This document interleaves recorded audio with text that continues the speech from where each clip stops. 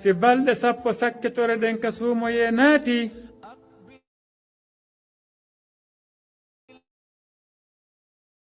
ahya layla wala jangude wala jantade inde Allah subhanahu wa ta'ala ahya layla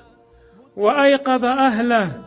ɓe findina kadi ɓe nguure maɓɓe nden ɓe findina sonnaɓe maɓɓe ɓen yoɓe wallidir rewgol Allah subhanahu wa ta'ala e de balɗe sappo sakkitore ɗo ahya layla bismillahi rrahmani rrahim ƴi'al suumoyengal neɓata hewta ko ɓura ɗaɓɓeyde e suumoye kon neɓata hara hewti balɗe sappo sakkitore ɗen ɗen ɗon ɓura ɗaɓɓeyde e suumoye on nene meɗen Aisha radiallahu anha wa ardaha o makani en wonde kana rasulullahi sallllahu alayhi wa sallam ɗalaɗo laatinoke ida dakhala al ashre si balɗe sappo sakkitore ɗen ka suumoye naati ahya layla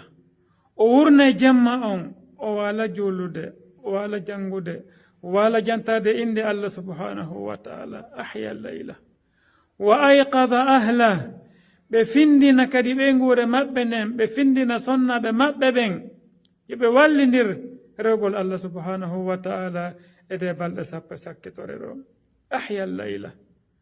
wa ayqadha ahla wa jadda ɓe tinno ɓe wakkilo wa shadda al mizara ɓe dadito ɓe woɗito sonnaɓe maɓɓe ɓen ɓe wakkilo rewgol Allah subhanahu wa ta'ala ɓe ufino eɗen balɗe sappo sakkitore ɗon ɗaɓɓugol laylatul qadir ɗaɓɓugol jemma laylatul qadir jemma mo anndanɗa hoorema si Allah subhanahu wa ta'ala tawnimamo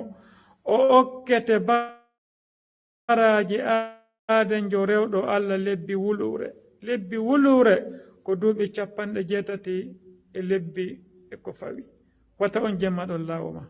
wakkilo ɗen ɗe balɗe sappo arayde ɗo ɗen yo Allah subhanahu wa ta'ala tawnu en de o newnana e rewe mon o yiɗi o yarli o hawlana e laylatul qadri on wassalamu aleykum wa rahmatullahi